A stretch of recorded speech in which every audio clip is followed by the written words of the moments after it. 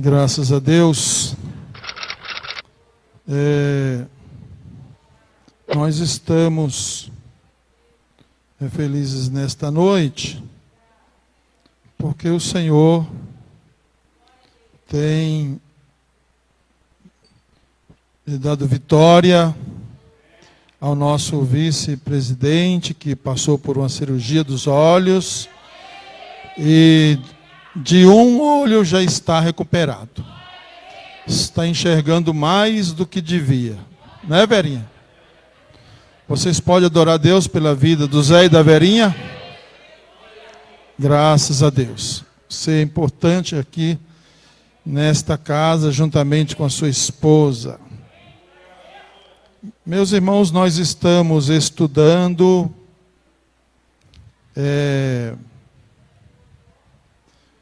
o livro de Tiago.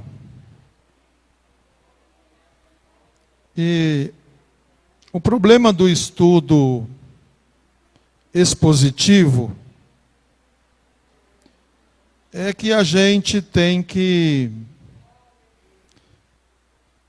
dependendo do texto, ir passando versículo por versículo.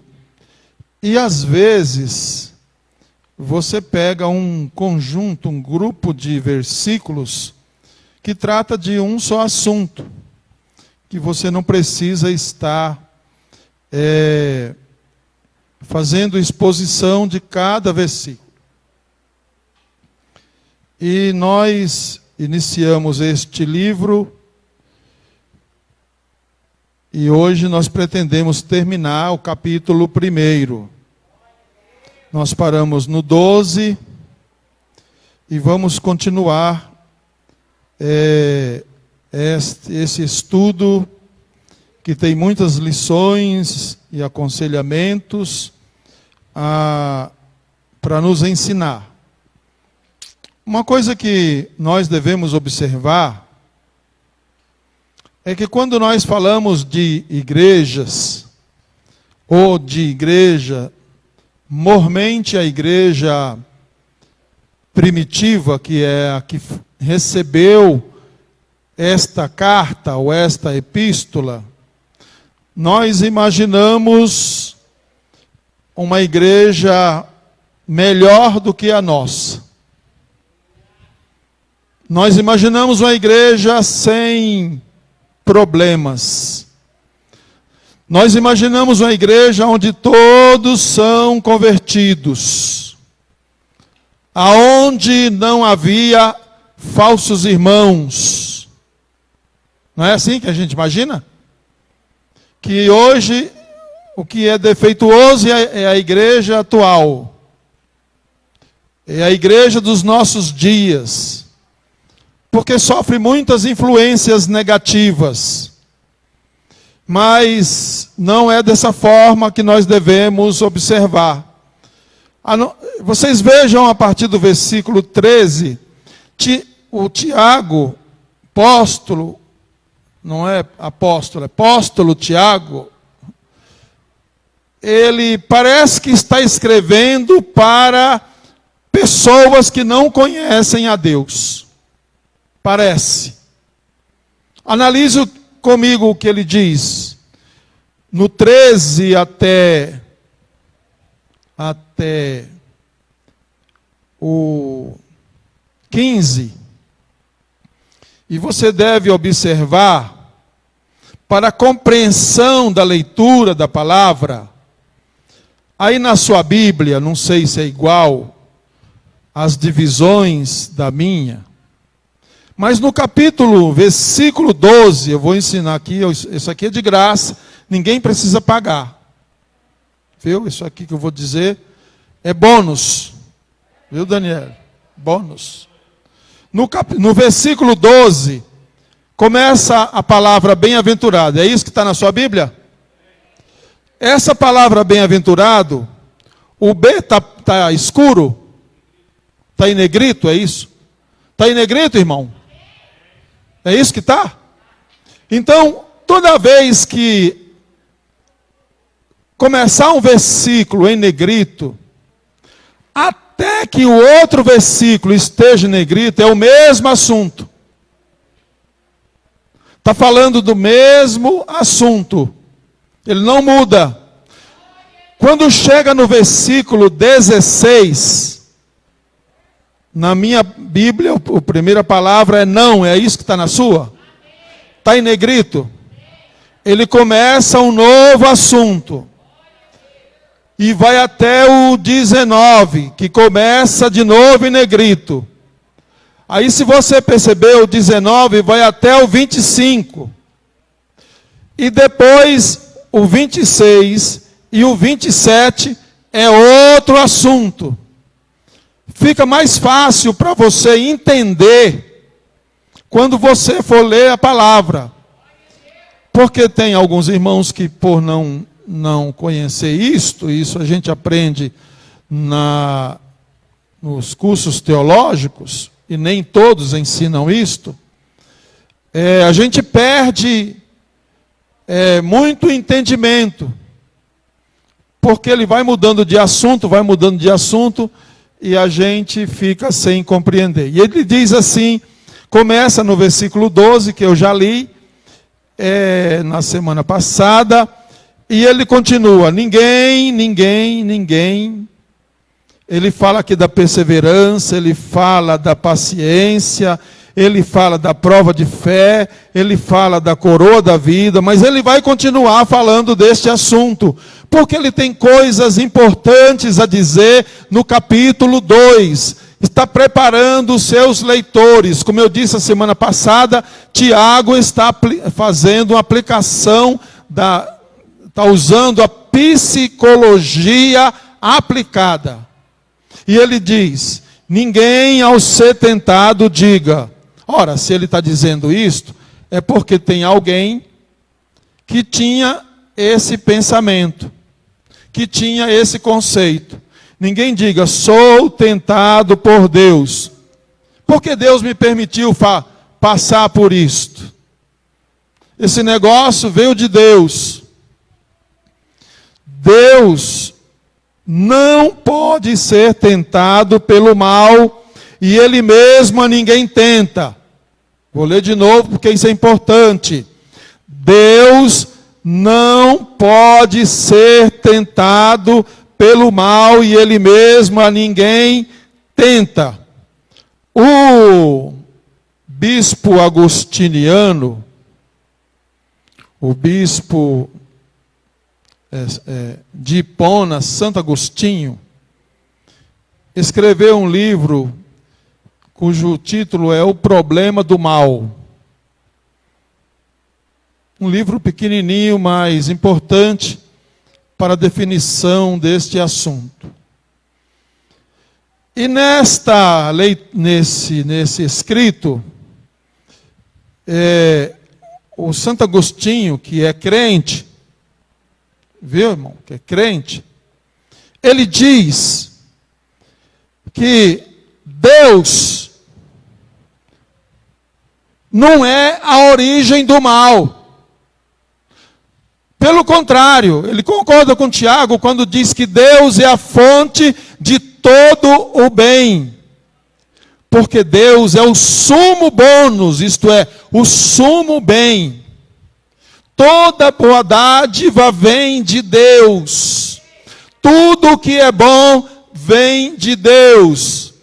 Aí nós estamos passando uns perrengues de um ano para cá, com todas estas dificuldades e as suas implicações, e nós logo pensamos, por que Deus permitiu isso?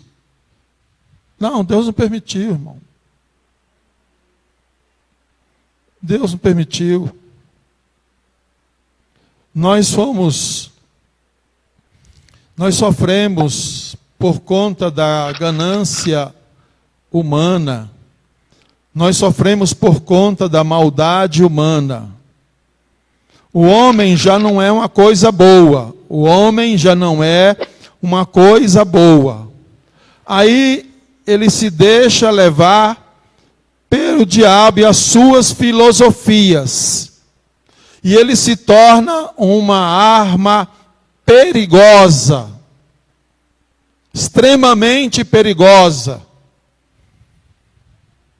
Os irmãos não têm, e nem eu, nós não temos ideia das centenas, estou falando aqui da maldade humana. Vou voltar aqui a esse texto. Nós não temos noção das dezenas ou centenas de vírus extremamente letais que foram desenvolvidos em laboratórios com finalidade a uma guerra química. Porque hoje, para matar milhões de pessoas, não precisa de armas essas que nós conhecemos, de tiro. Não, nós não precisamos disso. O Saddam Hussein exterminou vilas inteiras, etnias completas, com o gás sarin, quando o gás sarin era o último nome em armas químicas. O que nós estamos presenciando nos nossos dias é fruto da maldade humana. Nós estamos sofrendo por algo que foi criado em laboratório. Eu só não vou dizer quem, porque eu não tenho provas. Mas que foi liberado conscientemente. Estamos sofrendo isto. Eu não tenho nenhuma dúvida, pode os especialistas, os cientistas, dizer o que quiserem dizer. Aí a gente diz assim, Deus...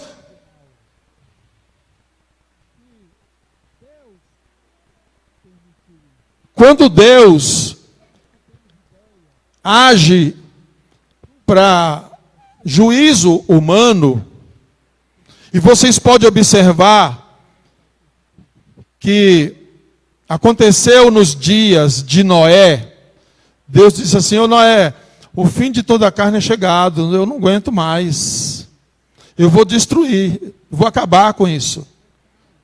Deus disse para Abraão, conversando com Abraão, e eu vou aqui contextualizar, estava lá Deus conversando com Abraão, andando rumo a Sodoma e Gomorra. Eu acredito que, como eram amigos, um coloca a mão no ombro do outro e dizendo, ô Abraão, eu vou destruir Sodoma e Gomorra, porque eu estou indo lá para ver, mas eu vou pôr fogo nesse povo aí. Eu vou destruir esse povo. Deus, todas as vezes que Deus desce para executar juízo, só os justos escapam. Que não é o caso do que nós estamos, o que está acontecendo agora. Mas para mim não desviar o assunto, eu vou voltar aqui.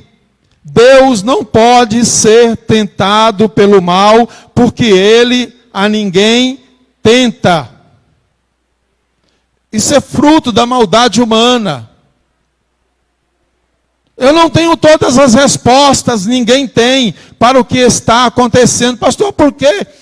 Ontem estive conversando com um pastor, e ele disse, olha, pastor, que tem, olha, eu entro no Facebook dos pastores aí, e antes era comentários, era assuntos bíblicos, era bênçãos, agora está parecendo um obituário. Fulano morreu, fulano morreu, fulano morreu, fulano morreu. E a gente tenta explicar o inexplicável. Nós não podemos tentar entender, é tentar explicar isto. Aliás, eu disse até semana passada para os meninos aí, que ninguém pode tentar entender Deus, porque Deus não pode ser entendido pela mente finita humana. O infinito não pode ser entendido pelo finito. Deus é grande demais para a gente ficar conjecturando coisas a respeito dele. Deus é para ser temido, Deus é para ser adorado, Deus é para ser obedecido. Deus é o Senhor de tudo. Pode ser questionado. Nem tem essa conversa, eu vou pôr Deus na parede. Que conversa é essa, eu pôr Deus na parede? Você é menos de um grão de areia. Você sabe o que é um grão de areia?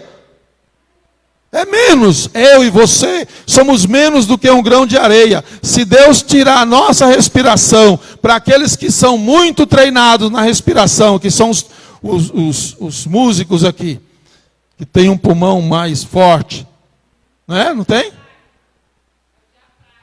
É o diafragma. Deixa assim, pulmão. Se Deus falar assim, eu vou deixar, você vai ficar sem respirar 1 minuto.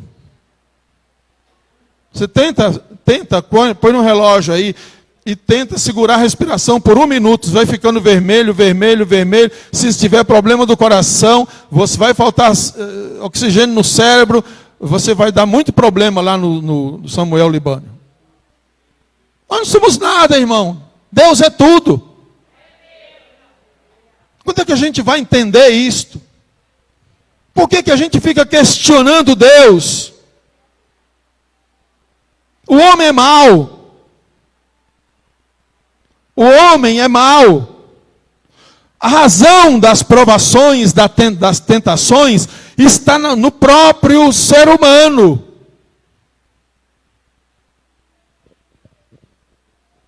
A Bíblia diz assim, sobre que o dinheiro é a raiz de todos os males. Não está dizendo que ele é ruim. Mas os que querem ser ricos caem em muitas tentações. E tem pessoas que não têm esse dom. Mas estão correndo atrás, estão correndo atrás, estão correndo atrás.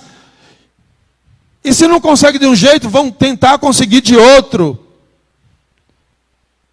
Eu sempre falei aqui, eu não sei se eu falei, se eu não falei eu vou falar, se eu falei eu vou falar de novo. Eu sei de um testemunho, há muitos anos aconteceu isso, logo que começou essas coisas das loterias da Caixa. 2 vizinhas estavam conversando, Saulo. Uma conversando com a outra e a outra dizendo assim, nossa, tu viu fulano, o carro que ele comprou, nossa, ele tem muito dinheiro, nossa, eu não aguento essa vida de pobre. Essas coisas que a vizinha fala para outra, um vizinho fala para o outro, um amigo fala para o outro. E às vezes a gente também tem essas coisas. Eu, de vez em quando, eu vou lá no clube e quando chega no estacionamento tem uma BMW zero. Eu olho para ela olha para mim e ela diz assim, não é para você, isso aqui não é para você. Eu falei, Jesus, será que não? Essas coisas. E a vizinha estava falando para a outra, estava reclamando. E ela soltou uma palavra e disse assim, eu daria a minha alma para ser rica.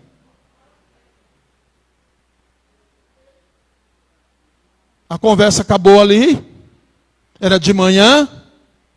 Quando foi umas 3 horas mais ou menos, apareceu lá um moço, gravatado, bonitão, olhos azuis, porque essa mesma mulher contou esse testemunho, com a pasta,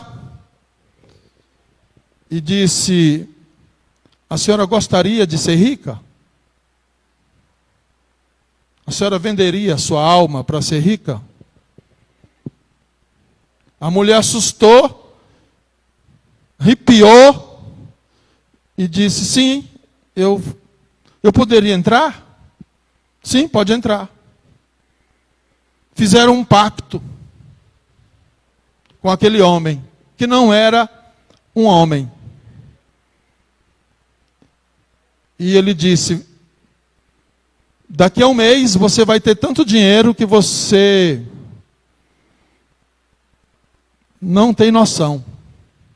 Você vai comprar o que você quiser, vai ter o que você quiser, só que a sua alma vai me pertencer. Pois é. Em 30 dias, aquela mulher começou a ganhar dinheiro de loterias, e ganhar dinheiro. A vida dela mudou completamente. Completamente. Só que passou uns 6 meses, ela estava tendo problemas de loucura. E queria voltar à sua condição original. Porque ela percebeu que o dinheiro não era tudo aquilo que ela imaginava. Vindo dessa forma, dinheiro fácil. Não é questão do dinheiro fácil. A questão que ela estava enriquecendo por um pacto que ela havia feito.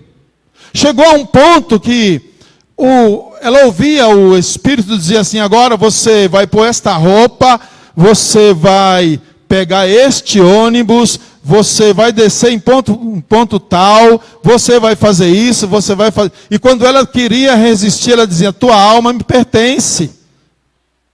Você quer ficar pobre? E quando ela quis voltar atrás, ele disse: não, a sua alma é minha, agora a sua alma é minha.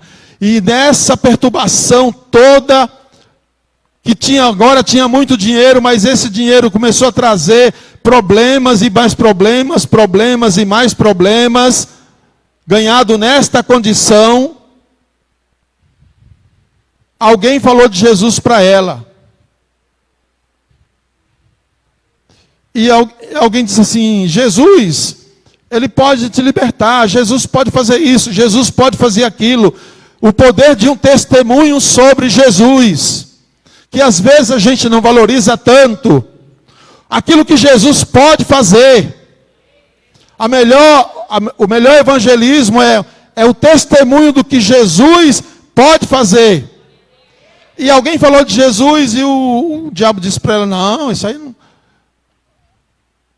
E ela percebeu que estava tendo um conflito entre o que ela fez e aquilo que ela queria desfazer. E alguém disse para ela assim: olha, se você quiser eu vou na sua casa, a gente vai fazer um trabalho de libertação e nós vamos acabar com esse negócio. Você, como pediu voluntariamente, você vai pedir libertação voluntariamente, porque o diabo só entra se a pessoa abrir a porta e só sai se mandar embora. E foram para essa casa dessa mulher, era mais ou menos meio-dia, ficaram numa luta entre o céu e o inferno durante 4 horas. 4 horas. Até que a mulher foi liberta. E depois que a mulher foi liberta, toda aquela riqueza que ela tinha conseguido, que fazia 6 meses, ela perdeu em 1 semana. Deus disse para ela: nada disso foi eu que te dei. Agora a sua alma está livre e pertence a Jesus. E você não precisa mais vender. Se Deus quiser abençoar, se Deus quiser enriquecer, Ele vai fazer isso e vai lhe dar condição, sabedoria para você lidar com esta situação. Mas nossa vida não é viver pensando nisso. Porque o Tiago, no versículo 14, ele diz: caso, ao contrário, cada um é tentado pela sua própria cobiça, quando esta o atrai e seduz. A gente fica imaginando coisas. É só lembrar do Salmo 73, quando Asaf um dia acordou de cabeça virada, um dia acordou estressado e viu o vizinho e disse assim: nossa, os filhos dele, olha os filhos dele, os meus estão tudo doente, os dele estão tudo gordinho. Eles falam contra Deus, eles não estão nem aí para Deus, olha a vida deles. E o Asaf diz assim: quando eu tentava entender isso, eu fui à casa de Deus, e então eu entendi o fim deles. Porque a revelação de Deus está aqui sobre o nosso fim, sobre o nosso futuro, sobre a nossa vida, sobre as nossas decisões, sobre as nossas orientações. Está na casa de Deus. Ao contrário, cada um é tentado pela sua própria cobiça. Isso em todas as áreas. Quando esta o atrai e seduz, então a cobiça, depois de haver concebido, dá luz ao pecado, porque as pessoas querem conseguir as coisas, não importa os meios, e até diz os fins justificam os meios. Só que para nós, a igreja de Deus, nós temos princípio, os fins não justificam os meios. E ele diz, depois de haver concebido a luz o pecado consumado gera a morte, que não é a morte física, é a morte espiritual, que essa morte espiritual afasta as pessoas de Deus, deixa Deus longe das pessoas, porque morte é isso, é separação entre o homem e Deus. Quando a pessoa some da sua vida, você diz assim, ou você tem um problema com ela e ela some, você diz, morreu para mim, não diz? Mas se você voltar a vê-la, ou voltar a vê-lo, então, é isso que a Bíblia está dizendo. Está falando da morte espiritual. E a gente parece que não valoriza muito essa questão da morte espiritual. Ah, é espiritual. Não, irmão, isso faz toda diferença na sua vida. Você levantar de manhã e não ter Deus como proteção. Você levantar de manhã e não ter Deus para te guardar. Você levantar de manhã e não ter Deus para te abençoar. Você levantar de manhã e não ter as misericórdias de Deus sendo renovadas sobre a sua vida. Você sabe o valor que isso tem? Você levanta de manhã, antes de pôr o pé no chão, você diz, Deus, eu te agradeço, eu te agradeço, eu te agradeço. Não precisa falar meia hora. Reconhecer que você está levantando por causa de Deus. E peça para Ele abençoar o seu dia, para lhe guardar o seu dia, para fazer você prosperar, para guardar os seus filhos, para guardar a sua casa, para guardar a sua família, para guardar os seus parentes. Não esqueça disso, para guardar o seu povo. Os irmãos, a gente não tem noção de como isso é importante na nossa vida. São coisas simples e a gente está querendo algo complicado, algo que tem que ser explicado teologicamente. Não, irmão, não é isso não. A Bíblia é coisa simples. E o Tiago diz assim, irmãos, não vos enganeis, meus irmãos, falando agora, esclarecendo o assunto anterior, ele diz, não vos enganeis, meus irmãos, toda boa dádiva, todo dom perfeito, sai do Pai, sai lá do alto, do Pai das luzes, em quem não pode existir variação ou sombra de mudança. Você sabe o que a Bíblia está dizendo? O sol e a lua estão aí, mas quando passa uma nuvenzinha, ela se esconde. A luz de Deus não pode ser ofuscada por absolutamente nada. E ela diz, está sobre os bons e está sobre os maus. Deus está sobre os bons e está sobre os maus. Não existe variação. Não existe parcialidade. Em Deus não existe parcialidade. E Deus não nos vê como nós vemos uns aos outros, como as pessoas nos vê. Deus vê aquilo que nós somos, que às vezes nem nós mesmos nos conhecemos. Mas é assim que Deus nos vê. Toda boa dádiva, toda boa dádiva. Por isso que a Bíblia diz, a bênção de Deus não traz dores, a bênção de Deus é quem enriquece. Tudo que você recebe de Deus faz bem para a sua alma, faz bem para a sua vida, faz bem para as pessoas. Tudo que você recebe de Deus, mas espere receber de Deus. Pois segundo o seu querer, Ele nos gerou pela palavra da verdade, para que fôssemos como primícias das suas criaturas. Alguns estudiosos dizem que o Tiago está falando sobre a salvação dos hebreus, que são apresentadas como primícias para Deus. Outros entendem que Tiago está falando que os cristãos, os homens, independente da nacionalidade, uma vez gerados pela palavra, eles são as primícias para Deus. Aí ele muda de assunto, o poder da palavra. 19. Sabeis estas coisas, meus amados irmãos, todo homem esteja pronto para ouvir, tardio para falar e tardio para se irar. Sabe por que o Tiago diz isso? Sabe por que ele tá fazendo está trazendo essa palavra? Porque lá na igreja,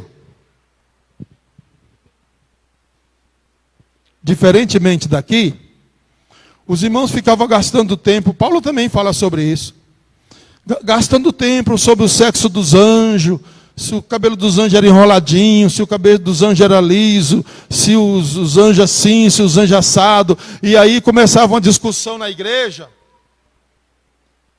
Começavam as discussões na igreja acerca dessas coisas, e um queria falar mais do que o outro. E nessas discussões todo mundo quer se apresentar como sabichão, como sabe mais. Aí ninguém queria ouvir, todo mundo queria falar. Isso estava acontecendo lá na igreja que Tiago estava pastoreando. E Tiago pastoreava a igreja de Jerusalém, a primeira igreja. Discussões. Paulo diz assim, irmão, não se meta em discussão, em genealogia, em nisso e naquilo. Pelo contrário, tudo quanto é puro, tudo quanto é perfeito, tudo quanto é de boa fama, tudo quanto é amável, se há alguma virtude, nisso pensai. Fica discutindo, não, irmão. Você não vai chegar a lugar nenhum, eu não vou chegar a lugar nenhum. Se a gente iniciar uma discussão e quando terminar a discussão, não, eu ganhei. Ganhou o quê? Não ganhou nada. Não ganhou nada.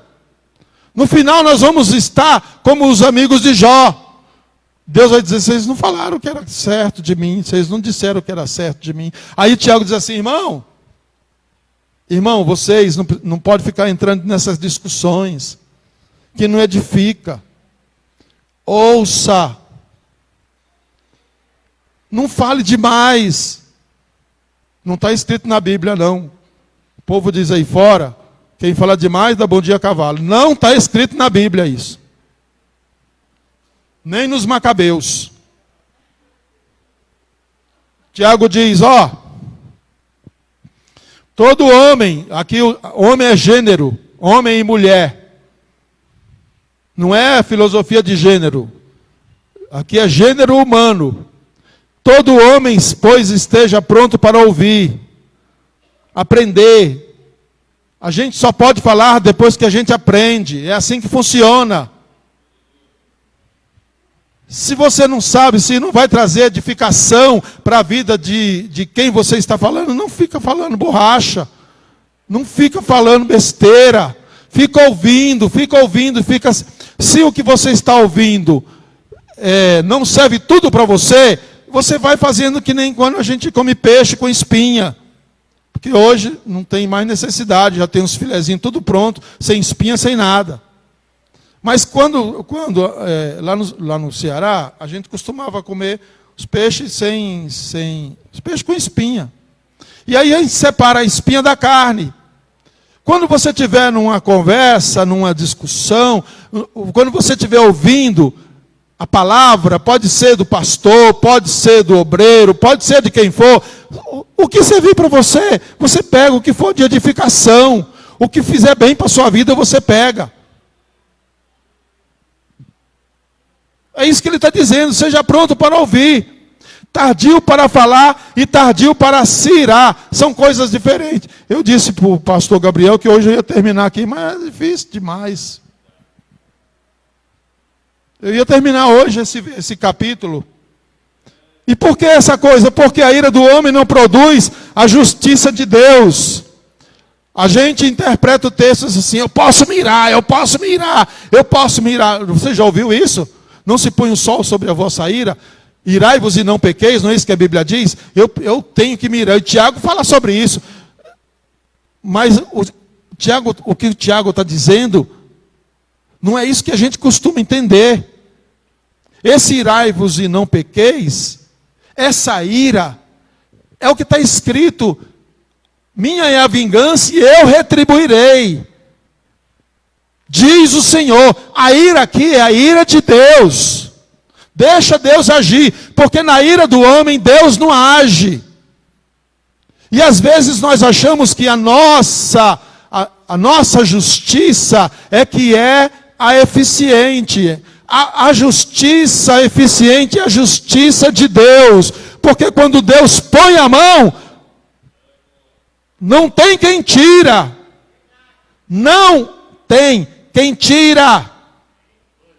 Pode orar, pode fazer consagração, pode jejuar, pode espernear. Se Deus pôr a mão, acabou. E o texto diz assim, porque a ira do homem não produz a justiça de Deus. Ou aí o homem age por sua conta e risco, ou deixa Deus fazer. Portanto, despojando-vos de toda a impureza e acúmulo de maldade, acolhei com mansidão a palavra em vós implantada, a qual é poderosa para salvar a vossa alma. Como é que Tiago está falando para uma igreja de salvo, dizendo, portanto, despojai-vos de toda a impureza e acúmulo de maldade? Não está falando para os pecadores que não conhecem a Deus, está falando para uma igreja de salvos e remidos. Porque Tiago está levando em consideração o que Paulo disse. Miserável homem que sou, quem me livrará do corpo desta morte? O bem que eu quero fazer eu não faço, e o mal que eu não quero fazer, isso faço. Isso é coisa dos homens.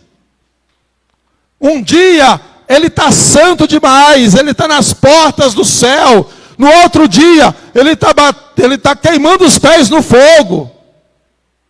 Como no céu não tem fogo, você sabe onde que é.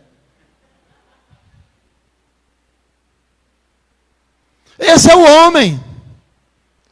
O mesmo homem para quem Tiago escreveu, é o mesmo homem hoje. Não mudou. A estrutura não mudou. O homem é o mesmo. E ele continua, tornai-vos, pois, praticantes da palavra, e não somente ouvintes, enganando-vos a nós mesmos. Aí ele vai usar aqui uma comparação. Porque é isso que é isso que acontece conosco tantas vezes. Você tem quantos anos de igreja, quantas vezes no ano você ouve a palavra? Nós temos 365 dias, o ano é dividido em 53 semanas, então se você vem regularmente à igreja, você vem 3 vezes por semana, vezes 53, dá 159. 159 sermão por ano, no mínimo a gente ouve. Quantos desses sermão vai ajudar a edificar a nossa vida, vai ajudar a melhorar a nossa estrutura? Quantas vezes a gente ouve a palavra e terminou o culto, o que foi mesmo? O que foi? O pastor pregou, o pastor falou o quê? É isso que está falando. Quantas vezes a gente lê o texto? Você sabe o texto que você leu segunda-feira? Ontem, o texto bíblico que você leu segunda-feira? Você sabe qual foi o texto que nós lemos domingo à noite aqui na leitura oficial? Ou na quinta-feira passada? Os que vieram na quinta-feira, na última mensagem do culto da campanha, qual foi a palavra que foi lida?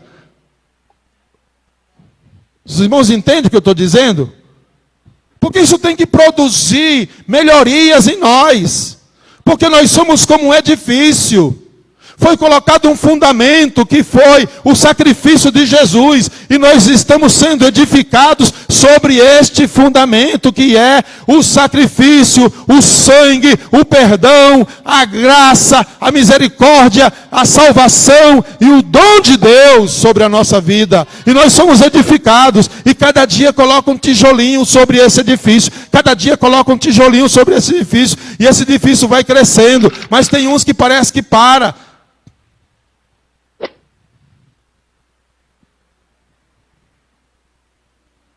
Tiago diz, vou terminar. Acho que vai dar para terminar. Porque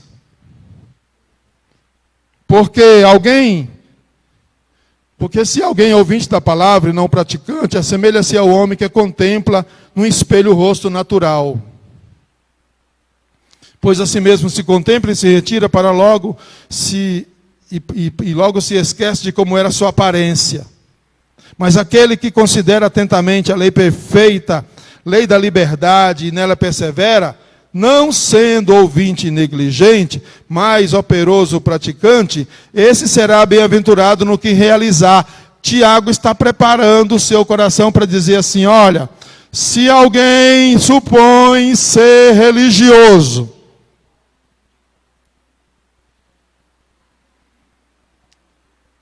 deixando de refrear sua língua, que ele vai desenvolver esse assunto da língua lá na frente, enganando o próprio coração, a sua religião é inútil, vã é inútil.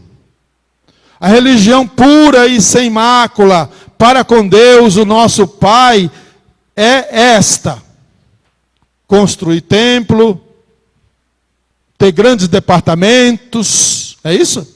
Religião é essa? Não é? Falar línguas. Essas coisas que você sabe do que um religioso faz. Isso está de acordo com o sermão de Jesus, que o próprio Tiago ouviu, lá em Mateus 25. E o rei colocou os seus escolhidos à sua direita e os outros à esquerda. E os da direita, ele diz, vinde bendito de meu Pai, possuí por herança o reino que está preparado antes da fundação do mundo, porque eu tive fome e me deste de comer, tive sede e me deste de beber, estava nu e vestisse, era estrangeiro e você me hospedou, estava doente e você cuidou de mim, estava preso e você foi me visitar. E os salvos dizendo, mas quando fizemos isso, Senhor?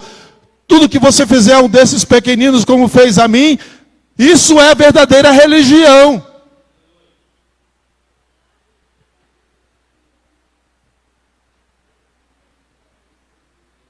Ninguém vai ser julgado, ninguém será julgado.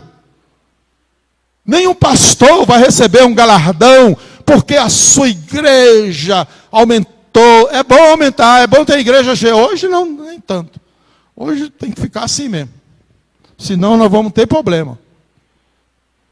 Mas é a prática em relação às pessoas. O nosso relacionamento em relação às pessoas. A nossa generosidade em relação às pessoas. A nossa preocupação em relação às pessoas. Isso é a verdadeira religião. Verdadeira religião para com Deus é esta: visitar os órfãos, as viúvas nas suas tribulações, e a si mesmo guardar incontaminado do mundo. Esta é a verdadeira religião. Isaías também diz sobre a verdadeira religião. Os profetas também falaram sobre a verdadeira religião. Nós somos tudo menos religiosos, somos servos de Deus. Porque nós temos princípio, e o nosso princípio é a palavra de Deus, é a palavra de Deus. Lembre-se, a cada dia vai colocando um tijolinho nessa construção que é eu e é você, e nós vamos crescendo até concluir esse processo, até concluir esse processo. Você pode receber essa palavra, irmão. Na semana que vem nós vamos falar do capítulo 2, que eu não sei até onde nós vamos.